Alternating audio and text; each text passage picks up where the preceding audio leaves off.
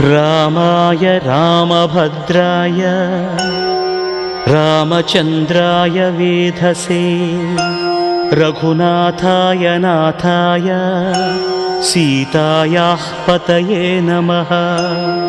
श्रीराम राम रघुनन्दन राम राम श्रीराम राम भरताग्रज राम राम श्रीराम राम रणकर्कश राम राम श्रीराम राम शरणं भव राम राम श्रीरामचन्द्र चरणौ मनसा स्मरामि श्रीरामचन्द्र चरणौ वचसा गृह्णामि श्रीरामचन्द्र चरणौ शिरसा नमामि श्रीरामचन्द्र चरणौ शरणं प्रपद्ये।